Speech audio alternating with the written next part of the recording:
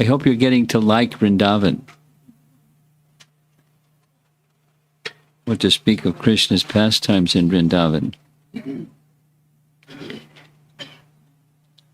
We've covered through chapter 6, 7, 8, and 9. So now we're ready for chapter 10. Hot off the press, chapter 10. What that means is there's a lot of work involved in preparing these presentations. And somebody sitting in the room here is a big helper. And then I do some stuff after that helper does stuff. And so it's a lot of work. It's nice, devotional meditation on Krishna in Vrindavan.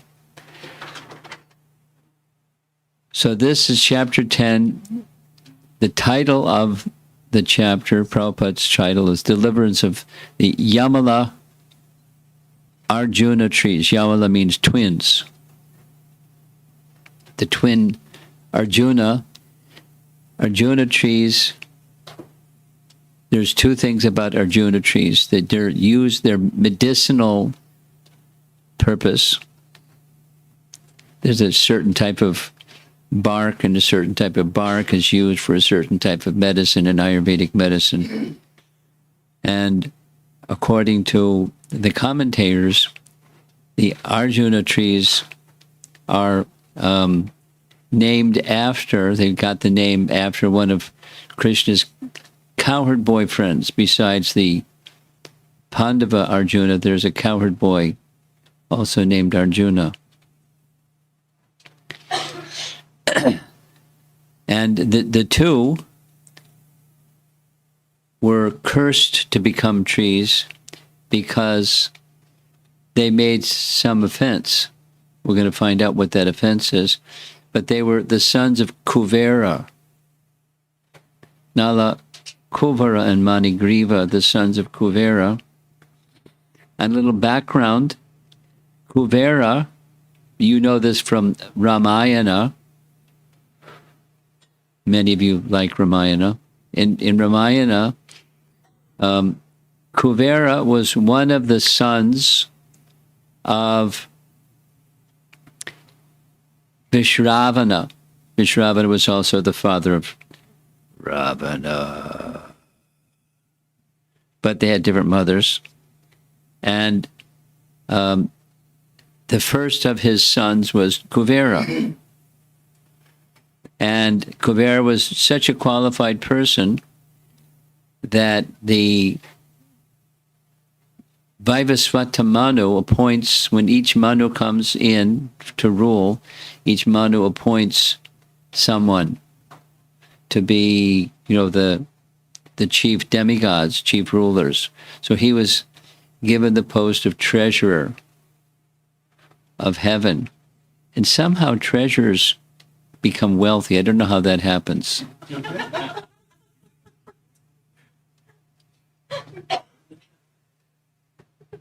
We weren't supposed to say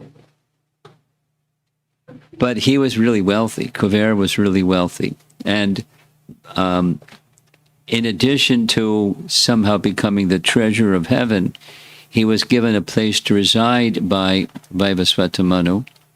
And the place that he was given to reside turns out to be a holy place, because he resided at the same place that Lord Shiva resided, because he that's Kuvera, granted out of friendship. This tells something about his stature. Kuvera was friends, kind of like buddies, or had much appreciation for Lord Shiva. So he gave him a place to stay in his residence out of friendship. So Lord Shiva accepted that invitation, and he was at the foothills of Mount Kailash. So that's where we know Mount Kailash, or Kailash, the abode of Lord Shiva. It's just part of Kuvera's kingdom or his residence. And the sons of Kuvera, Nala, Kuvera, and Manigriva, they became devotees of Lord Shiva, very staunch devotees of Lord Shiva. And they were proud of that, and they were proud of the wealth of their father. And something happens when people get wealthy. Sometimes. Not always, but almost always. They become proud of their wealth. And people that are proud of their wealth can misuse the wealth, and they became so opulent, they became senseless with their wanton enjoyment with their wealth and their prestige. That's the background, and the chapter begins with Maharaj Parikshit speaking to Shukadev. What was the cause of Nala, Kuvera's and Manigriva's having been cursed by Narada Muni?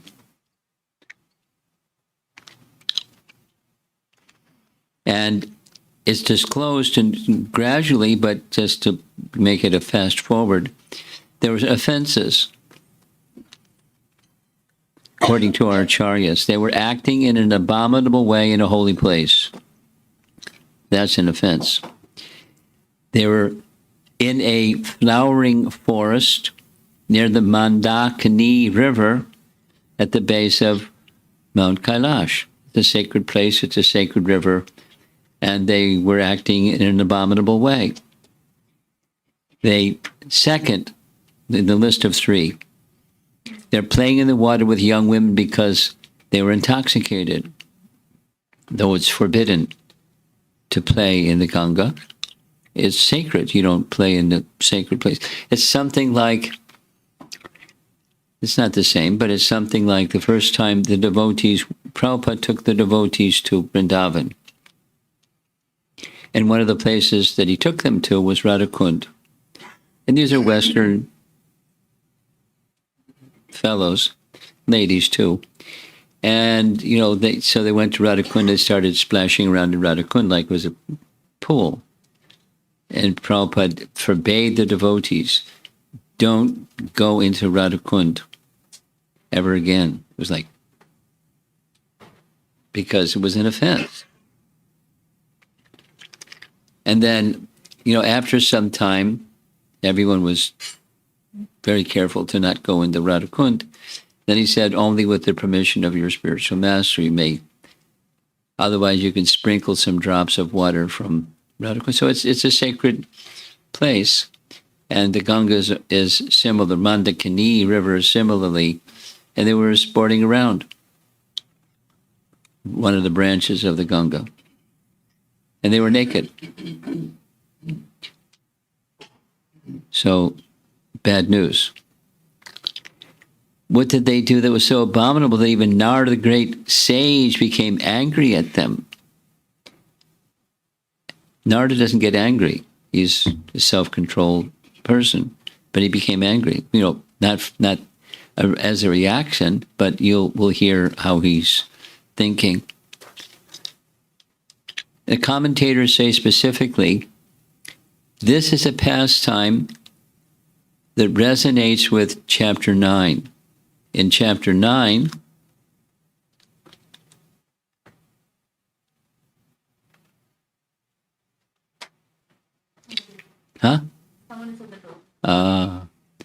chapter 9, yesterday we discussed chapter 9, right? The Damodar Leela. And Krishna, the commentators say, Krishna orchestrated the whole thing, but he attacked his omniscience and his cleverness and so forth because he didn't want to be tied up. So how to not get tied up?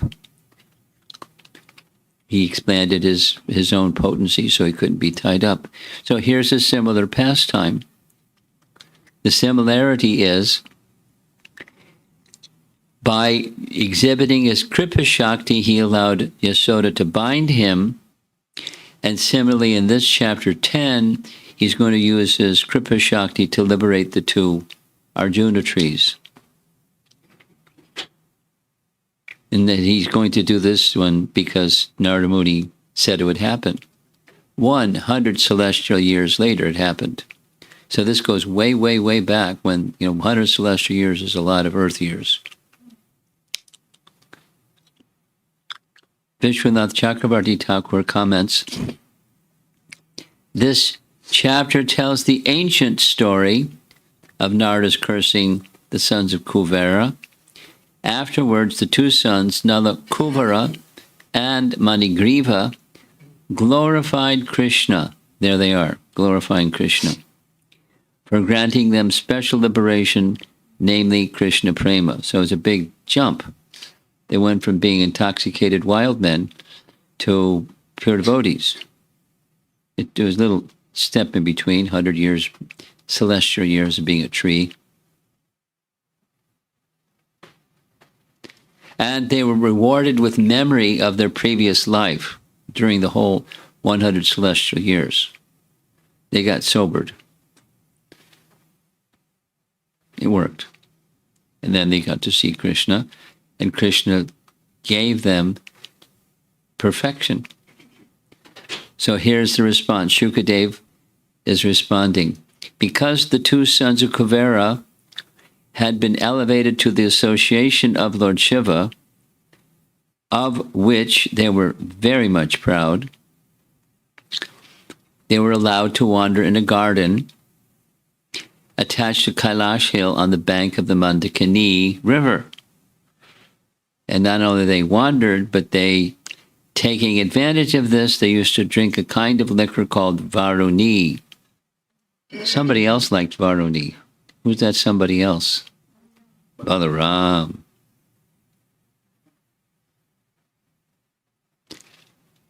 Accompanied by women, singing after them, they would wander in that garden of flowers, their eyes always rolling intoxication. Ooh. Within the waters of the Mandakini Ganges, which were crowded with gardens of lotus flowers, the two sons of Kuvera would enjoy young girls, just like two male elephants enjoying in the water with female elephants. So there they are, the ladies.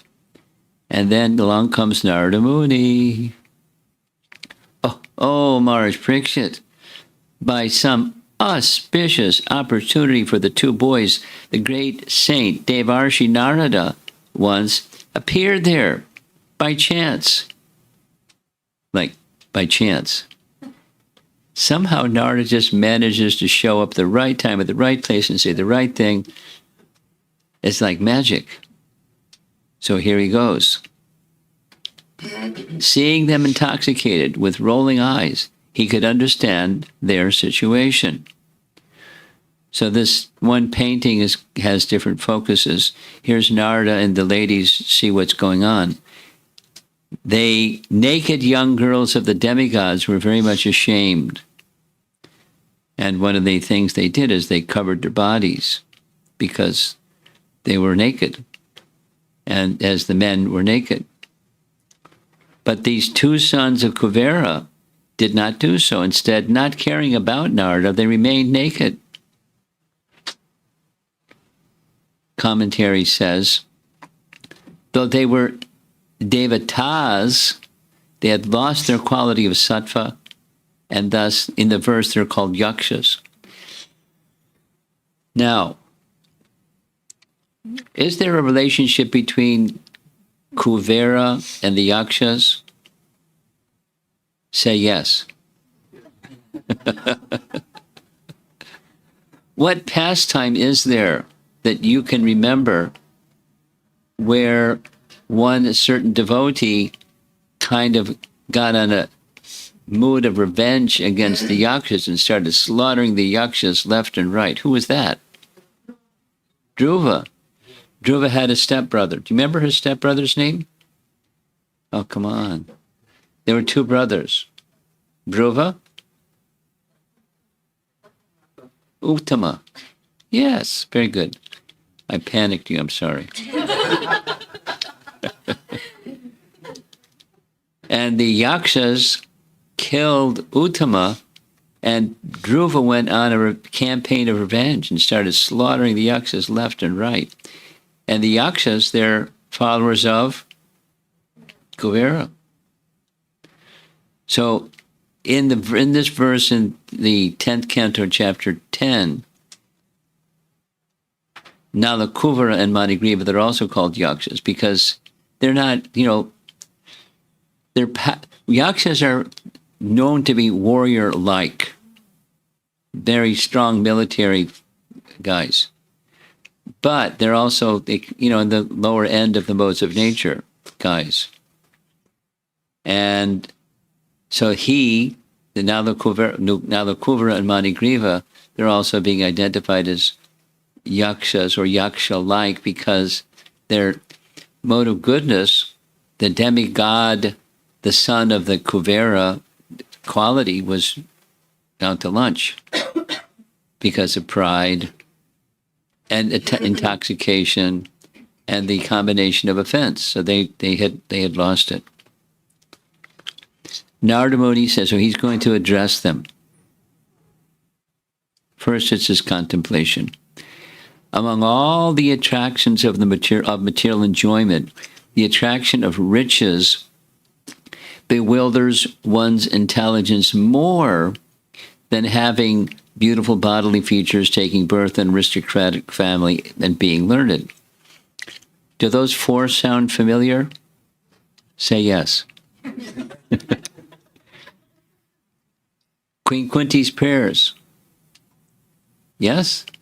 Janma, Aishvarya, Shruta, and Shri. Good birth, wealth, Aishvarya, Shruta, good education, Shri, beauty. Those are fruits of piety. So of those fruits of piety, one is more intoxicating or bewilders one's intelligence more than the other three. Commentary. A poor man can be convinced very easily that the prestige of an opulent position in this material is temporary, but a rich man cannot easily be convinced. Means they're attached. Seeing they were blinded by pride in wealth, he put two and two together quickly. Narada criticizes wealth in 5 verses. And he didn't just speak them, he sang them. Narada Muni began singing these verses as a song without internal anger in a loud voice so that others could benefit also. So he looks angry.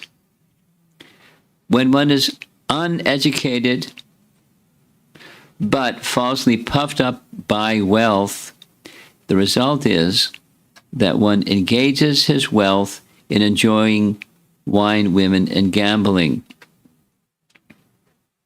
Unable to control their senses, this is the second of 5 verses where he's criticizing too much wealth without sufficient intelligence. Unable to control their senses, rascals. This is Prabhupada's language for sure. Rascals who are foolishly proud of their riches or their birth in aristocratic families are so cruel that to maintain their perishable bodies, which they think will never grow old or die, they kill poor animals without mercy. Sometimes they kill animals merely to enjoy an excursion. And then commentary takes note of a couple of the words used in this second of 5 verses. One of those words is abhijati, birth in an aristocratic family, pride. Ah, dear. Knowledge also gives rise to pride. So, dira and adira Rajoguna is mentioned in this same verse. Since pride in wealth arises from the mode of passion, Rajoguna is mentioned in this verse.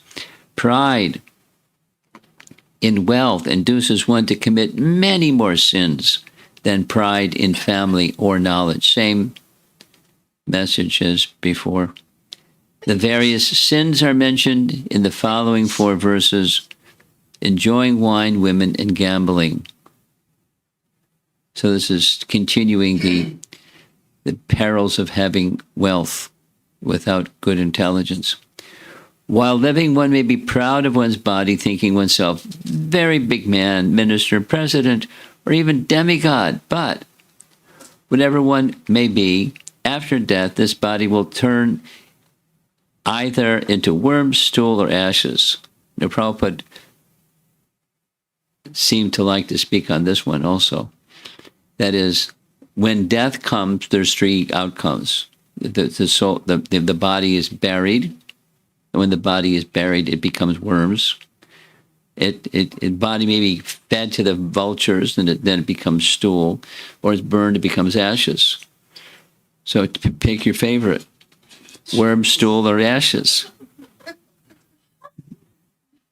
Live. Does this body belong to its employer, to the self, to the father, the mother, or the mother's father? Does it belong to the person who takes it away by force, to the slave master who purchases it, or to the sons who burn it in the fire? Or, if the body is not burned, these are just going over the destinations of bodies after death. Does it belong to the dogs that eat it? Among the many possible claimants, who is the rightful claimant? Not to ascertain this, but instead to maintain the body by sinful activities is not good. It's pretty hard to argue. It's pretty reasonable stuff. This body, after all, is produced by the unmanifested nature and again annihilated and merged into the natural elements. Therefore, it is a common property of everyone. Interesting graphic, huh? Under the circumstances, who but,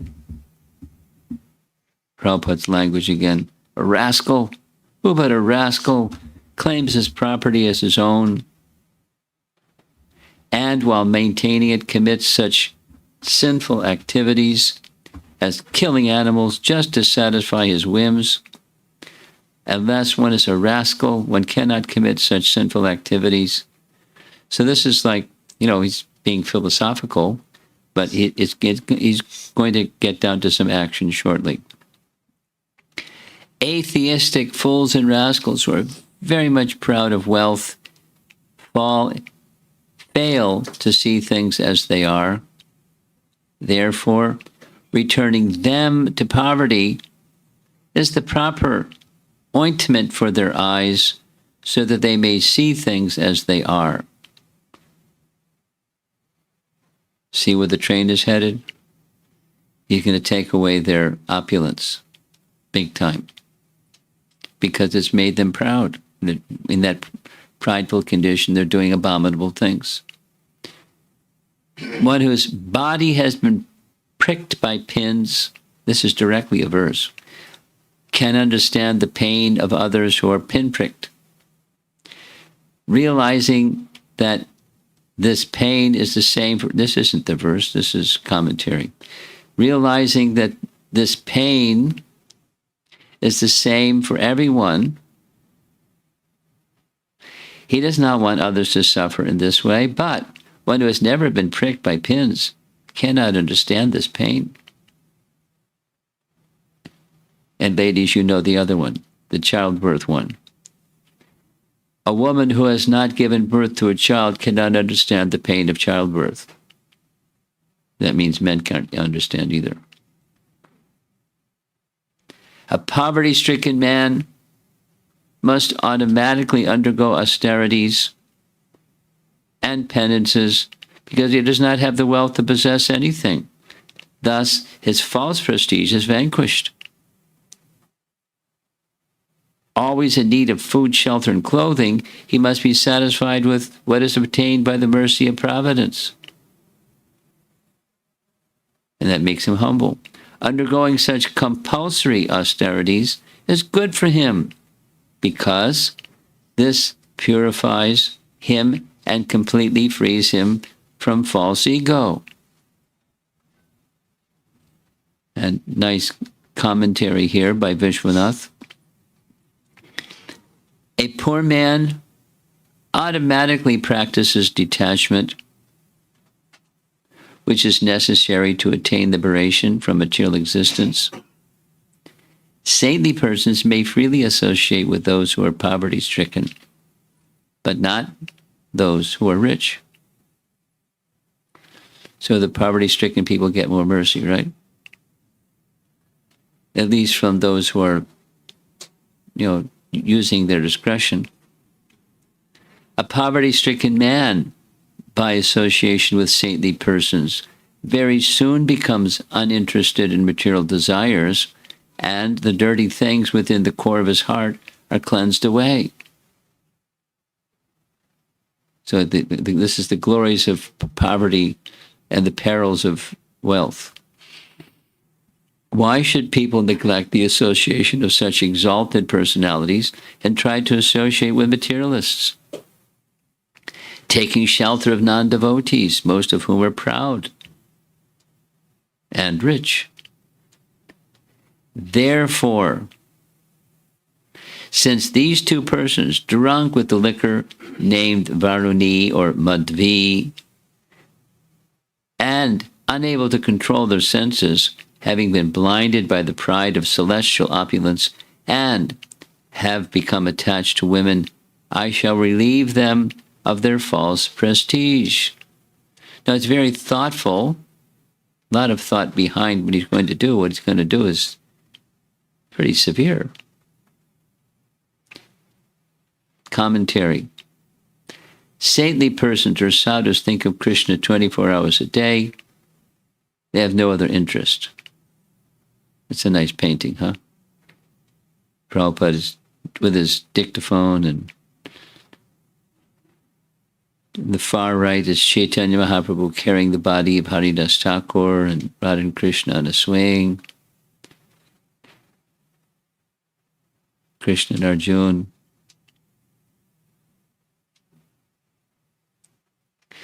Just this morning, we had this nice discussion with the Chinese devotees of places in Varsana, with pastime places in Varsana. It was a nice meditation, very nice meditation. One of the places that we saw the pictures of, not the pastime, but there are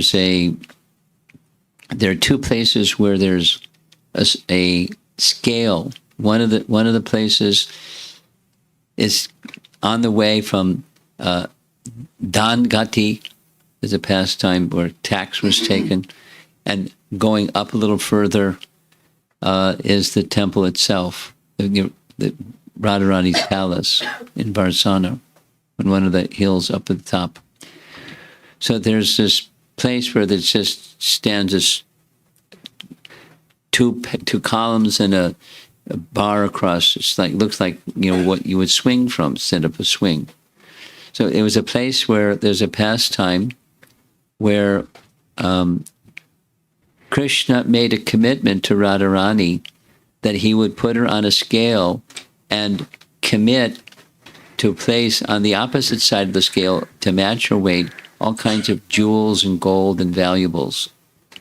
And he just manifested the jewels and gold and valuables because he was solving a problem besides glorifying Radharani. There was a problem. There's in Unchagaon. Unchagaon is the village where Lalita, you've been there, you're smiling. Unchagaon is a really nice place. It's a really nice place. It's down the hill from Varsana. A little remote, but, Lalita was so dear to Radharani. And her place is very, very sweet like that too. So there was a Brahmana who had a daughter. This is around Krishna's time, so like a friend of Lalita in the same village where Lalita lived, in Unchagaon. And a Brahmana's daughter, he didn't have the means to have her married, because just custom, a dowry. So Krishna made this arrangement. Radharani will go on a scale, and on the other side he'll put jewels and gold and valuables, and then make the gift to the Brahmana so he can get his daughter married. But glorify Radharani in the course of that nice exchange. And there's another similar place where there's a swing, and Radha and Krishna would sit on the swing in the course of a whole pastime, a holy pastime that took place. I didn't get into it because of time this morning. But Varsana is a very nice place. And meditating on the pastimes of Radha and Krishna in Varsana is a very nice thing to do. And during Brahma Muhurta hours, I tell you, it's really nice. Anytime it's nice, but it was really nice. So this painting is Srila Prabhupada meditating on Radha and Krishna on a swing, and the personality of Godhead engaged in his lovely activities, and that's what his absorption was. And he shared his absorption very liberally through the Bhaktivedanta purports. These two young men, Kuvera and Manigriva, are by fortune the sons of the great demigod Kuvera, but because of false prestige and madness after drinking liquor, they are so fallen that they are naked but cannot understand that they are. They're out of it.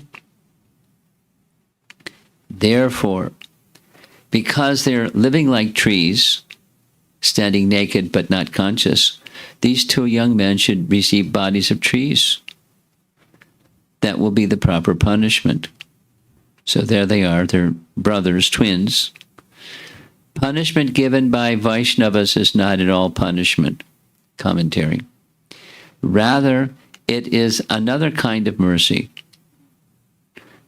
By the curse of the Devarshi, Nala, Kuvera, and Manigriva became twin Arjuna trees and remained in the courtyard of Mother Yashoda and Nanda Maharaj, waiting for the opportunity to see Krishna directly. They had a long wait. Nevertheless, after they become trees, Narada's contemplating, and until they are released by my mercy, they will have remembrance of their past sinful activities to repent. They were born as trees, growing up at Nanda's gate in Mahavan, and were named after the cowherd boy named Arjuna. And there they are, the twin trees.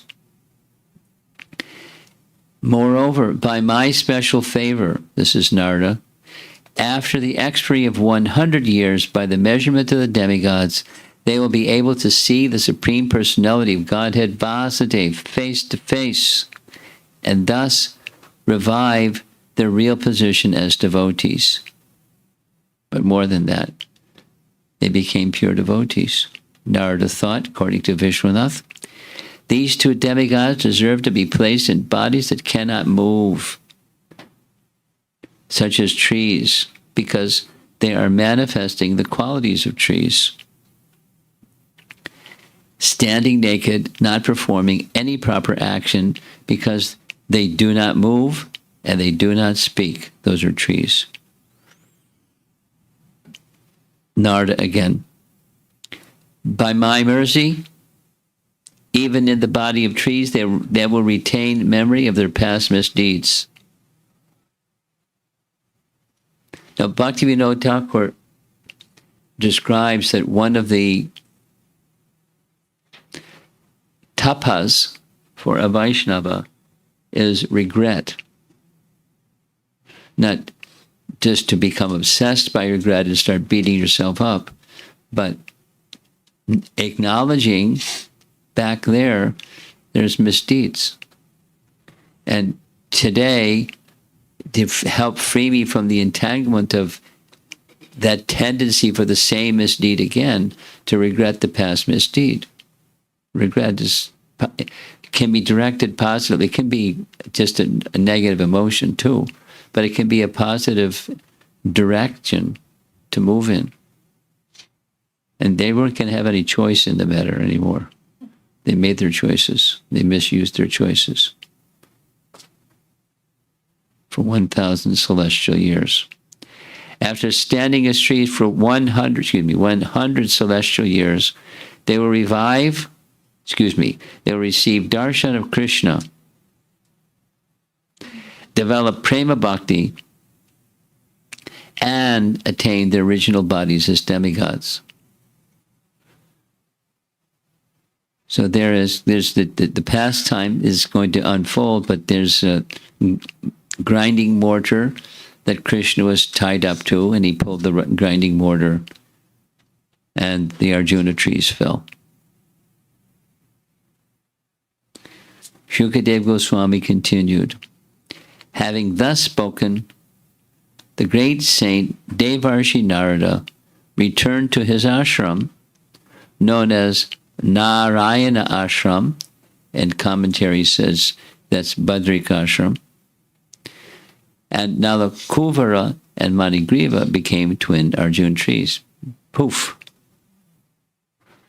They lost their position in the heavenly planet, or in the realm of Kuvera. Now Krishna comes into the picture. Sri Krishna, to fulfill the truthfulness of the words of the great devotee Narada, slowly went to that spot where the twin Arjuna trees were standing. Now the Damodar Leela took place when he was how old? Does anybody remember from yesterday? It was a long time ago yesterday. You remember? Who remembers? Huh? 3 years. 3 years. You sure? Okay. So he's able to crawl. I think he's a little younger than that, because he's just crawling. He's toddling. Anyway, because he ran from Mother Jasoda, so he could not just toddle. He went slowly because he feared the sound that he produced would bring his mother and others. He wanted to do this privately. He did this slowly because he was a small child. The mortar would not come loose if it was pulled gently. He crawled so that he could pull the mortar strongly. So he's tied to this grinding mortar program, because I guess he had been naughty or something. So he was tied up. And the painting is meant to show the two Arjuna trees falling, as he's pulling the mortar sideways between the two trees. So Krishna is contemplating. In case you wanted to know what Krishna's thoughts are, just read the Bhagavatam. How special is that? Although these two young men are the sons of a very rich Kuvera, and I have nothing to do with them, Devarshi Narada is my very dear and affectionate devotee, and therefore, because he wanted me to come face to face with them, I must do so for their deliverance.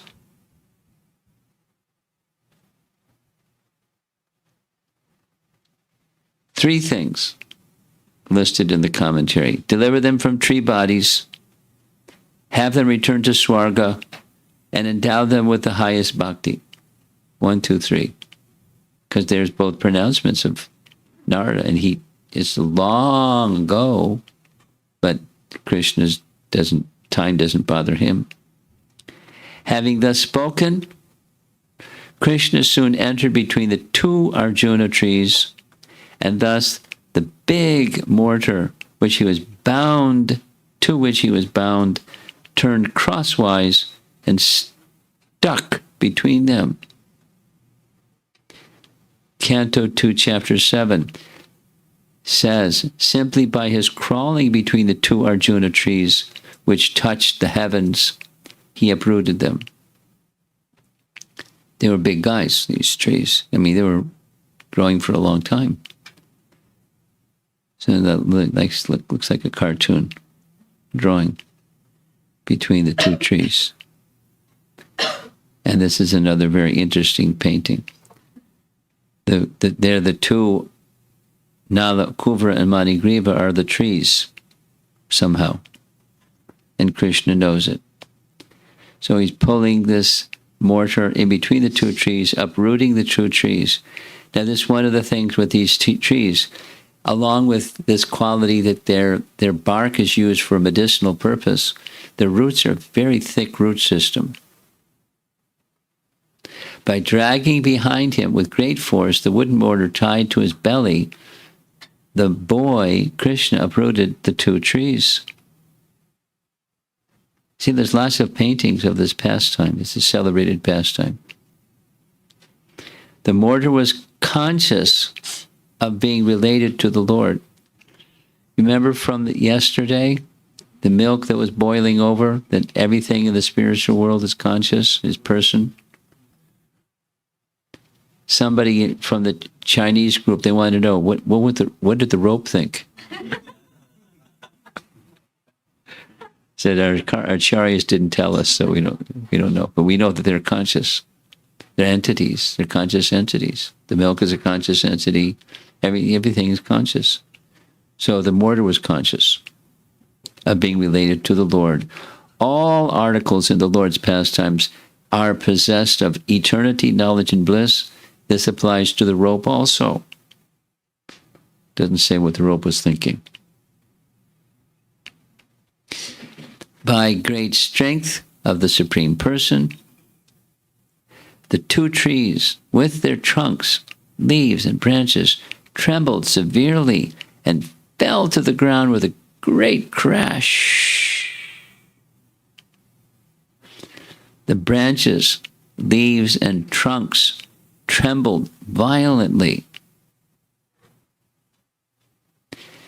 Thereafter, you see the two, Nala, Kuvera, and Manigriva coming out of the trees back there. Thereafter, in that very place where the two Arjunas had fallen, two great, perfect personalities who appeared like fire personified came out of the two trees. They bowed down, touching their heads to the ground quickly, so that their faces were not visible. Krishna was still pulling the mortar.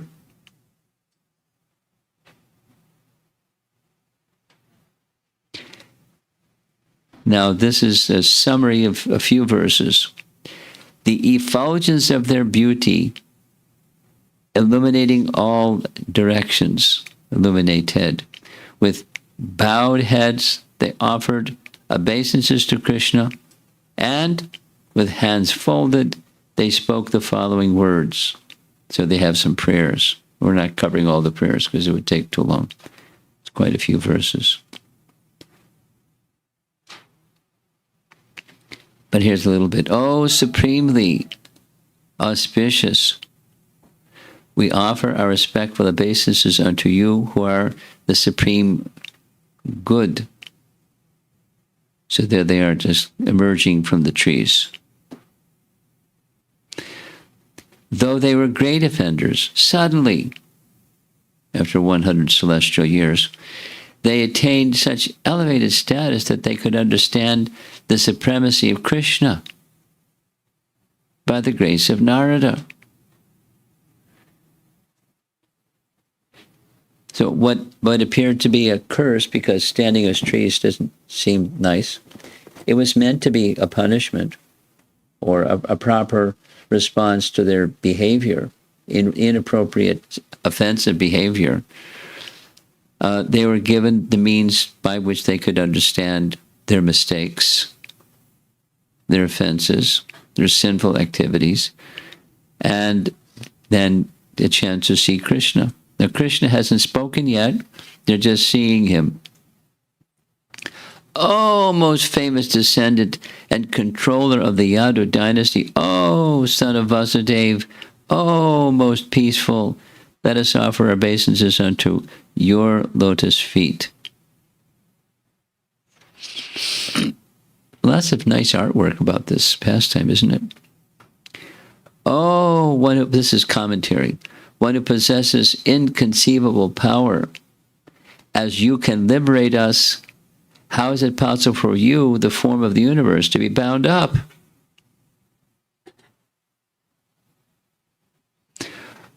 Oh, Supreme Form, we are always servants of your servants, especially of Narada Muni.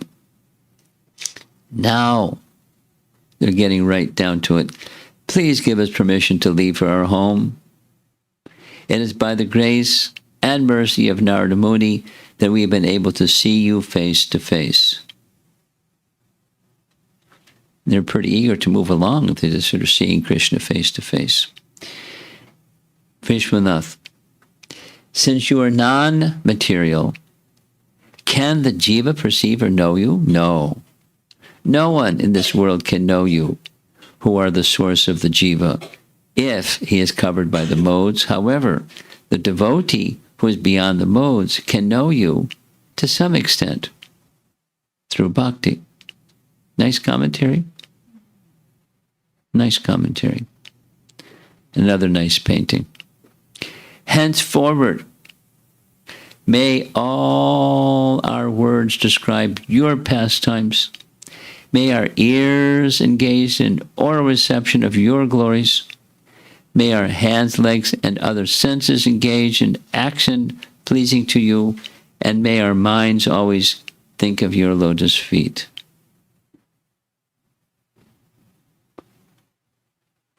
May our heads offer our obeisances to everything within this world, because all things are also your different forms.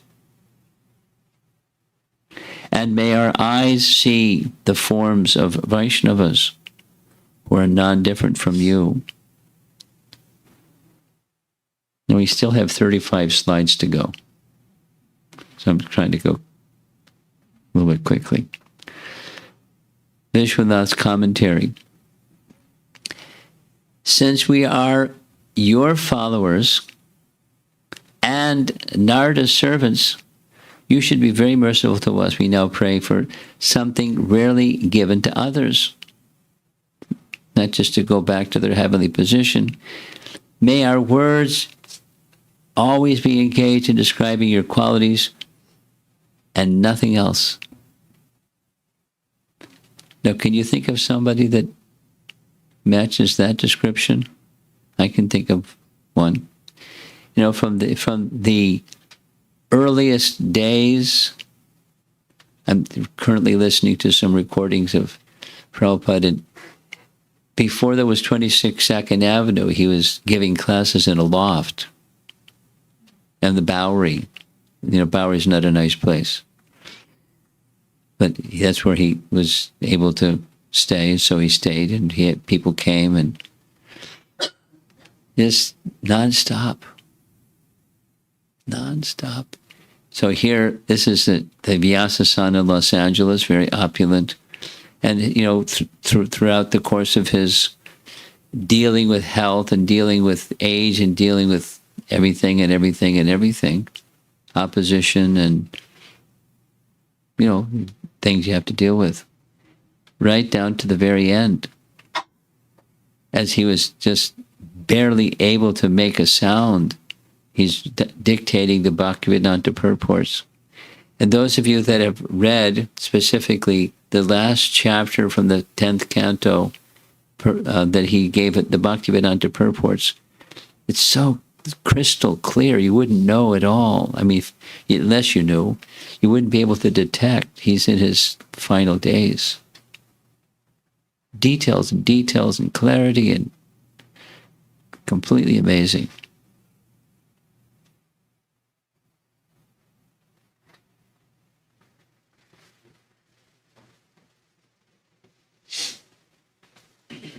May our minds always remember your beautiful lotus feet. See the two coming out of those little tiny trees. They don't look like trees that reach the sky. Anyway, that's the artist. What can you do? And here's our Srila Prabhupada, who's completely absorbed in remembering Krishna at every moment.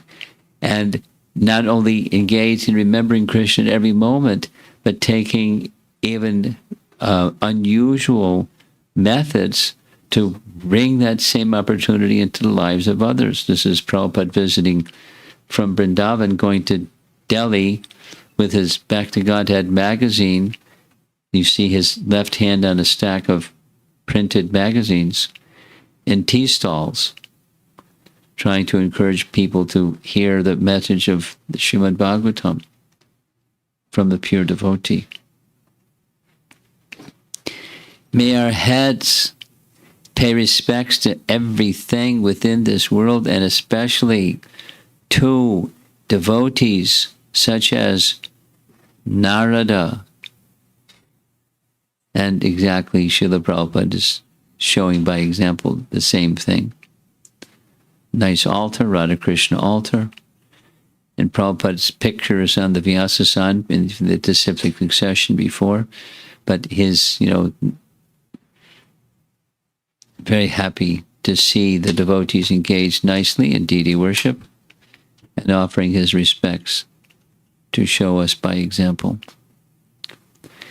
May our eyes be engaged in seeing your forms and those of your devotees, such as Narada. So there's the Arjuna trees that got knocked over. In the lower right corner, that's, I guess, now the Kuvera and Manigriva, and that's all the elders. And Balaram seems to be pretty animated, checking out the scene over here. This is Radha Govinda. This is, if you haven't ever seen, this is the altar at the Henry Street Temple. And it wasn't as high above the floor level as the present altar, as many altars, but they're very approachable.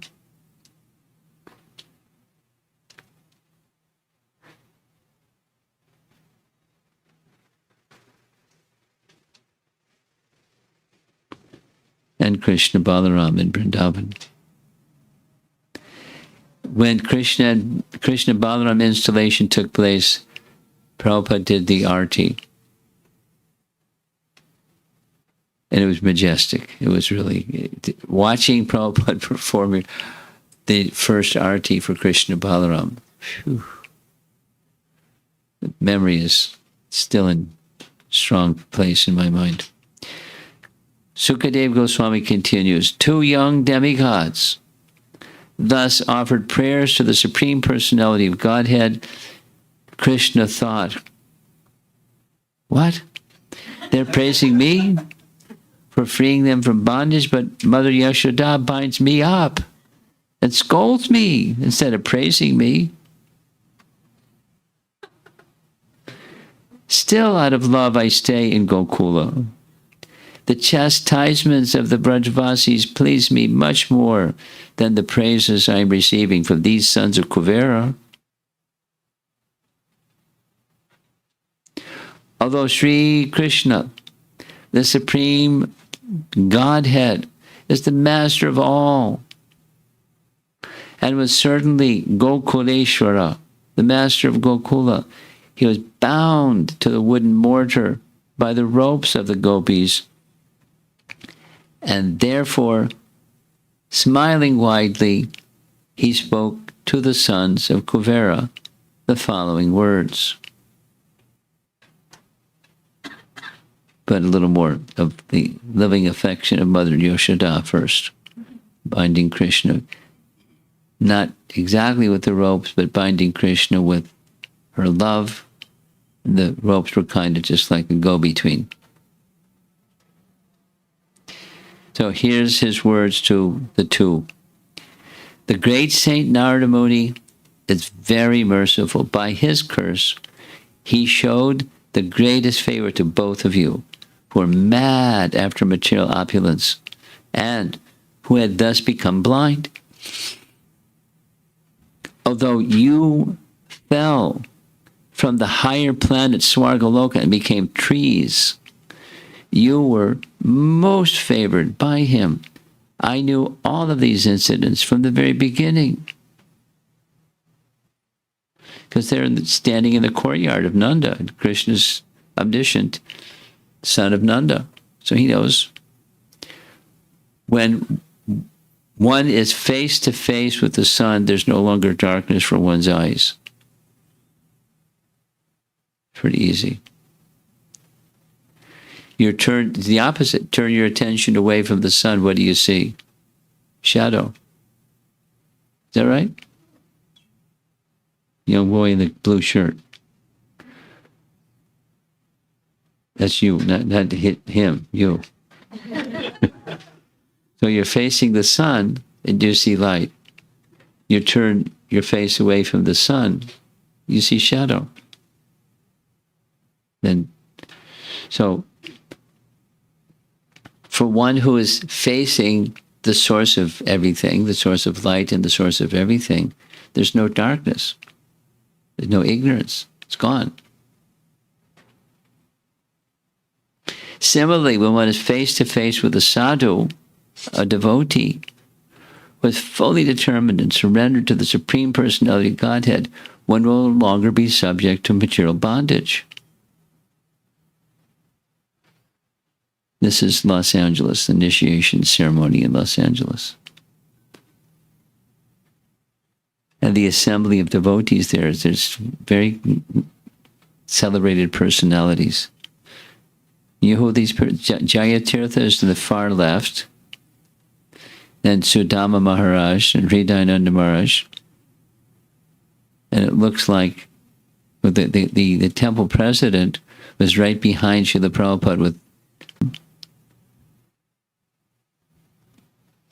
I can't tell for sure, it looks like Ramaswar. Yes, Ramaswar. So those were the days.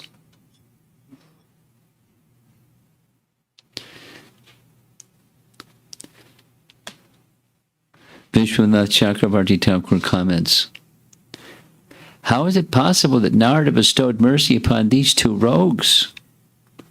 This verse answers the question. The previous verse. He says, merciful. One is released from material bondage by seeing those whose minds are not disturbed by respect or disrespect. Sama Chittanam. And those who have offered their minds completely to me. Sutaram Makrit Atmanam. Vishwanath writes, instead of darshana, there's another reading, darshan antaha. It's just like, there are different versions of the Bhagavatam, and the scholarly Vaishnavas, they know a couple words here, a couple words there may be different in different Bhagavatam versions. One's bondage will continue until he sees a devotee. Here's a BTG illustration. A man bound by ropes can be untied only by a person who is unbound. Similarly, the conditioned soul can be freed from illusion only by Krishna or his pure devotees. Now this is a Bhagavad Gita verse and purport.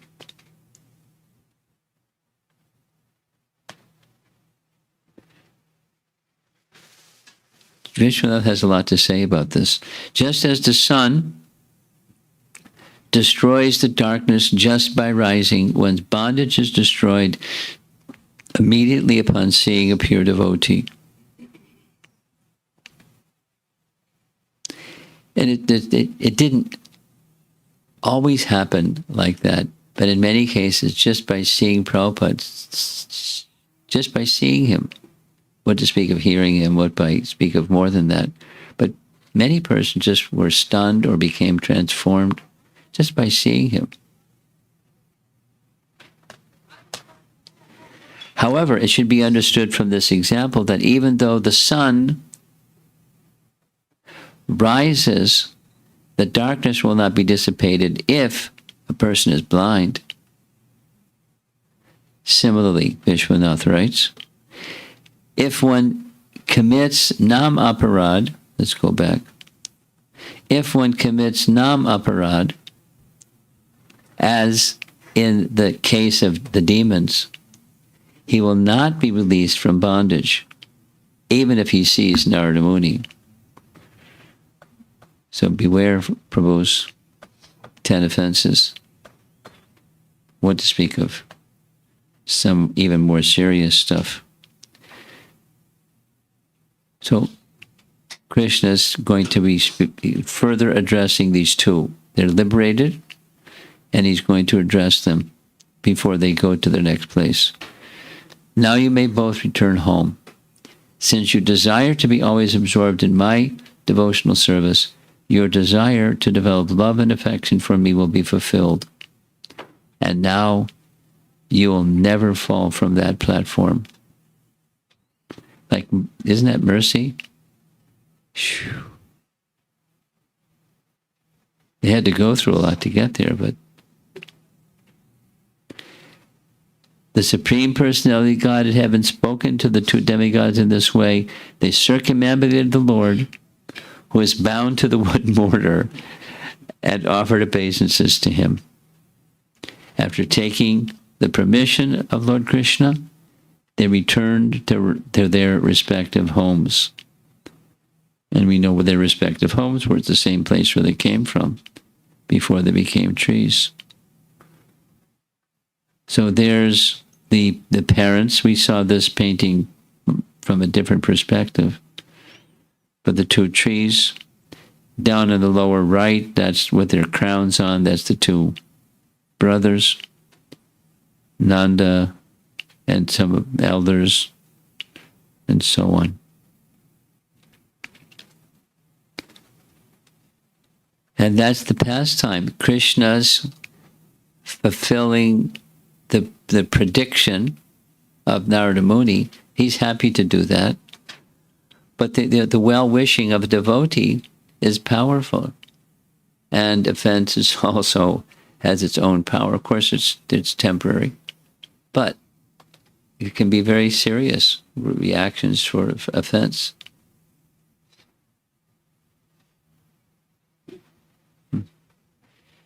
So that's the end of the chapter.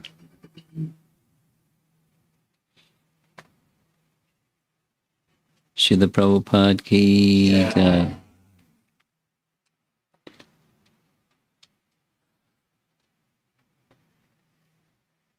Ten minutes to 8. Let's see if there's some discussion. Yeah. Hare Krishna Maharaj. Maharaj, my question was on bhakti. The other day you mentioned that bhakti manifests on its own sweet will. Yeah, you like that one. Yeah. So, Maharaj, I just wanted to know, like, there are two conditions. Let's say there are two conditions. You're going to place conditions in something that's without conditions? No. like in the form of questions, basically. Oh, okay. A person who is very sincere and is practicing devotional service, will the bhakti manifest? Or a person who's performing devotional service continuously and regularly, but the bhakti doesn't manifest, and it wants to manifest when bhakti wants to manifest? Like, could you clarify that? This is a college question. There's no such thing. The second person is also engaged in bhakti. How could he not be engaged in bhakti? Second person is also engaged in bhakti. Has bhakti already manifest? Yes. Can you want to try again? He's going to think about it. He's going to think about it. Anyone else?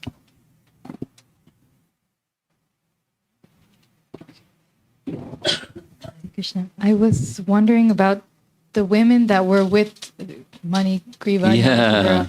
They committed the same offenses. Yeah. But is it because they were repentant that they didn't? Well, we don't hear exactly what happened to them. We heard what happened to the two. Yes, they had made an offense. They didn't have to do what they did, but they did what they did. And they're responsible or culpable for that offense. We don't hear what happened to them. But they were, at least decent enough to cover themselves for starters and kind of make themselves scarce when, they're before the sadhu, before Narada Muni. So he didn't give, it doesn't say what happened to them, but he didn't give focused attention. At least this chapter doesn't say. Something for sure, but not what happened to them. And in part because they were gone. They didn't even have decency to recognize that they were in that bad condition. Not just because they were drunk or intoxicated, but, the pride. And that's a big, big difference between them and the ladies.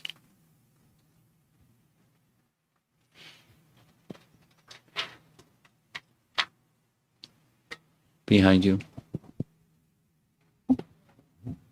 Hare Krishna Guru Maharaj.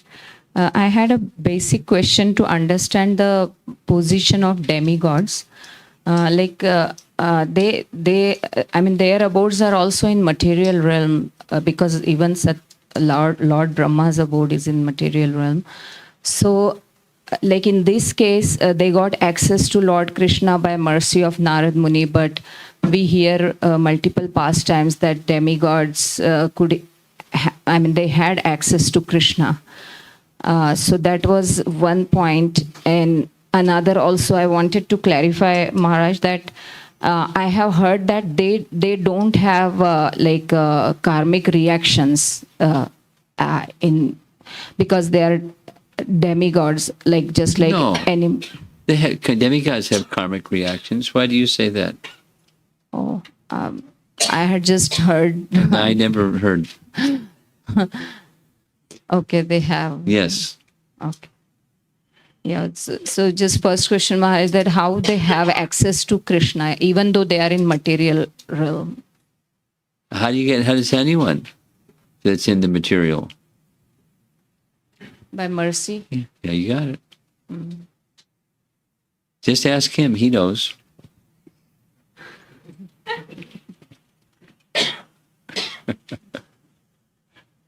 So how does that mercy come?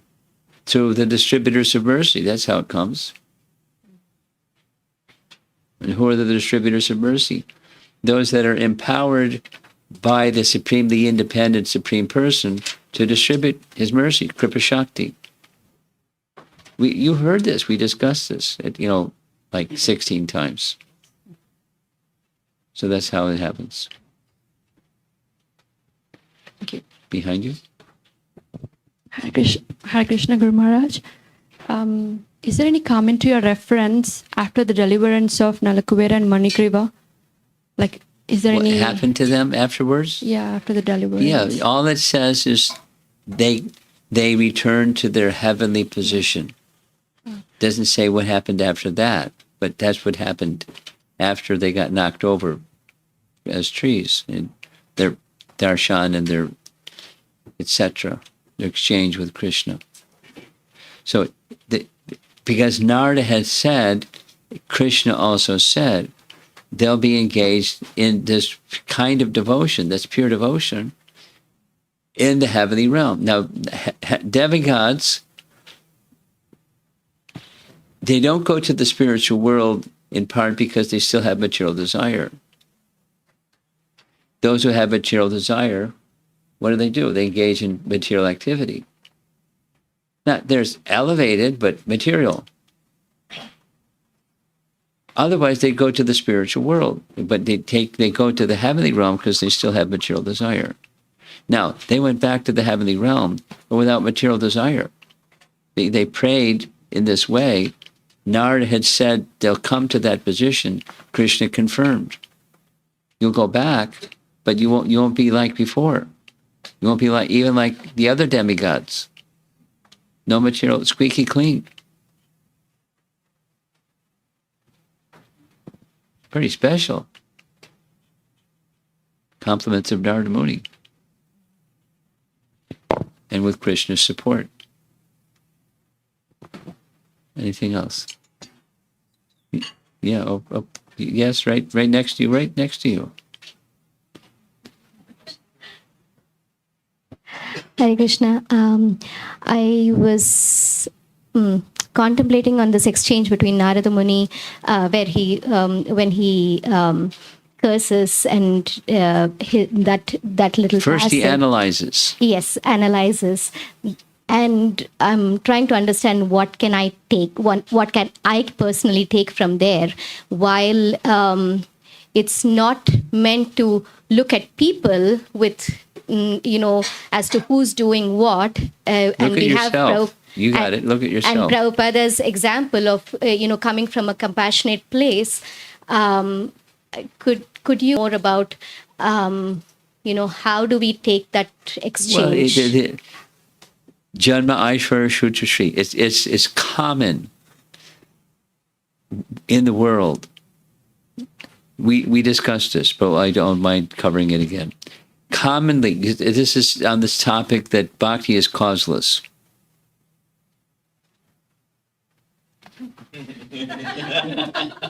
There's no material cause.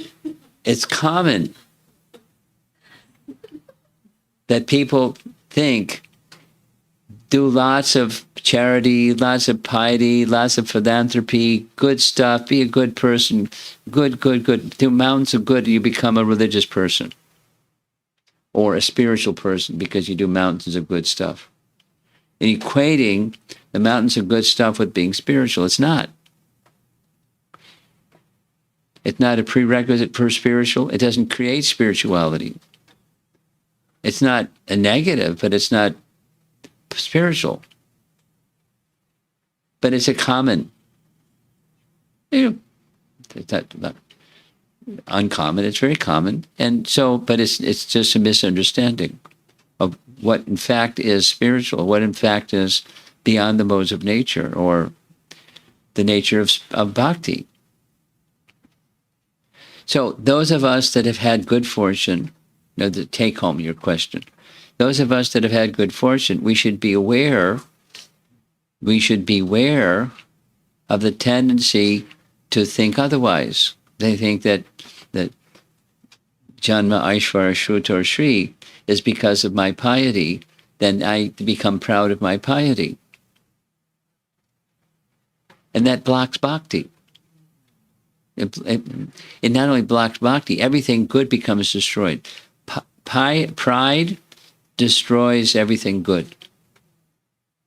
All that piety just gets burned to ashes.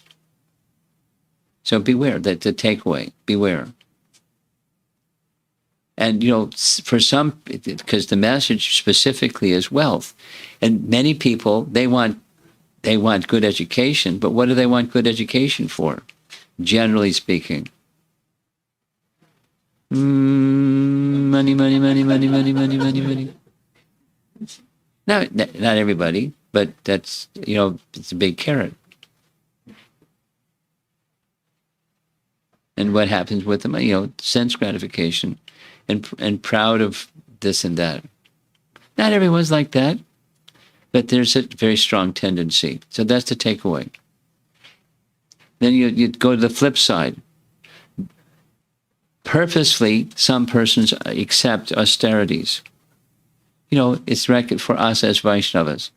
Well, though we may be well situated, etc., it's good to voluntarily accept austerities on Ekadasi days and appearance days and festival days, and nice, voluntarily, purposely, and be happy. Find happiness not just in it hurts or is uncomfortable, but happiness in it's helping me control my mind and senses, etc., etc., etc.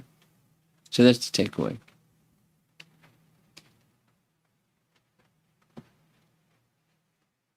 Up here?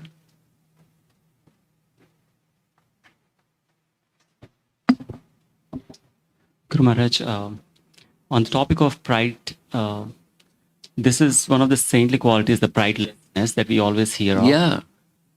But on the other hand, I was also thinking pride is, to some extent, maybe, it is required, maybe, or needed in our growth. Maybe that is my question. So, Is there such a thing as spiritual pride, is your question? yes, when Yes. we should not suppress Yes. our pride. We don't hit the delete button on emotion. We spiritualize. So what does spiritual pride mean? So Prabhupada gave an example. That you're Krishna, you're a servant of Krishna. No, tiny servant of Krishna, but you're a servant of Krishna. So that's something, because I'm proud of Krishna, I'm connected to Krishna.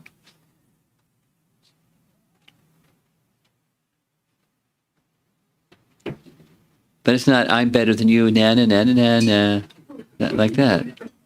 That's the wrong kind of pride.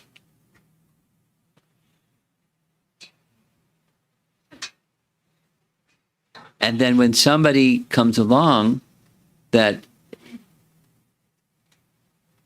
excels in their devotion, we're not envious. We're honor them, because what's to be honored is the dearness and nearness to Krishna. That's wonderful.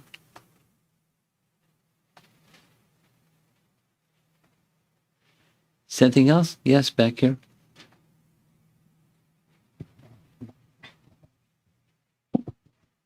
Hare Krishna, Guru Maharaj.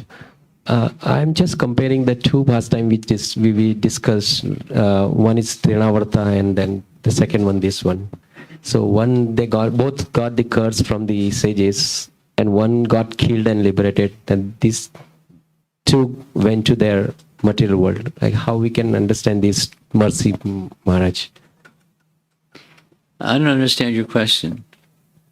Did somebody in the room understand his question? You understand it? You say it. Go ahead, say it. You don't need the microphone. Just say it.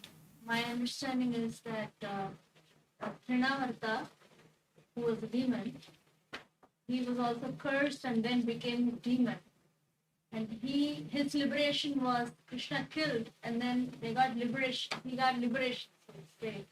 Then when Nalakuvara Manigriva, cursed by Narada Muni, they just went back To heaven. home, which is material world.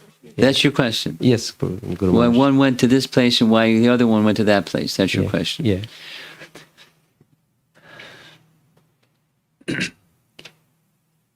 Let me ask you a question.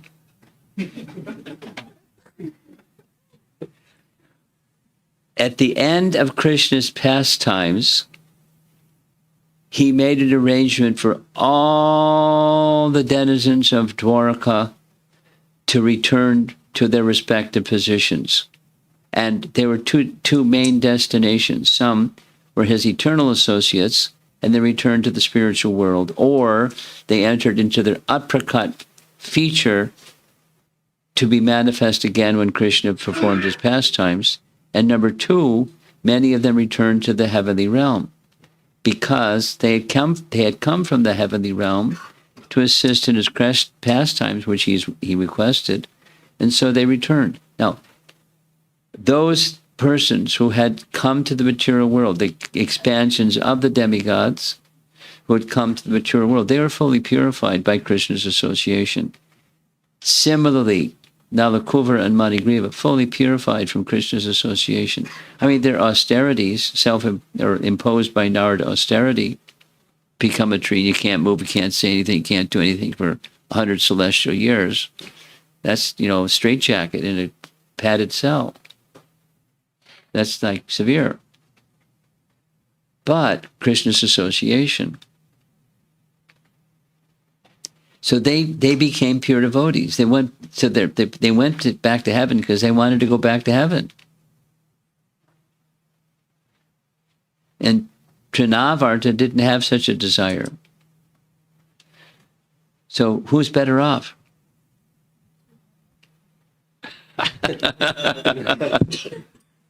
But it's better off to not have such a desire. No, it can be a desire. Lord Chaitanya's desire. You can do with me whatever you like. Or his spiritual master. Who is Lord Chaitanya's spiritual master? Starts with an I. Ishwara Puri, right. Ishwara Puri. Ishwara Puri writes in a prayer, those who want liberation, and they do this and that and the other thing and to get liberation, let them be happy to get liberation. As for me, millions and millions and millions of lifetimes, let me simply be engaged in calling with love and devotion your holy name. That's sufficient for me. And that's back to Godhead consciousness. It's not that Ishwara Puri stayed around, but it's not having a material desire for attaining something or other, liberation or heaven or whatever.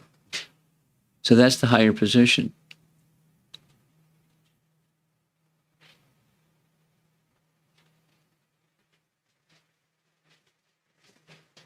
Because they were killed, because Trinavarta and all the demons on the Kurukshetra battlefield that were killed by Krishna, they achieved liberation. Because they were killed by Krishna. That's the power of, and that this other is, they were liberated from the position of trees, they weren't killed, but they wanted to go back to heaven. So, Haribol. But go back to heaven in pure consciousness. And make that place, go on Sankirtan when you go back to heaven. Distribute some Back to Godhead magazines and Bhagavad Gitas. Tell them the good news about Krishna Bhakti. To be sure, they did that. And so, because they were carrying with them that pure devotion, they had a way to infect or effect others. Okay. I think we're done. We're done? Srila Prabhupada ki jai. His Holiness Prabhupada Swami Maharaj ki jai.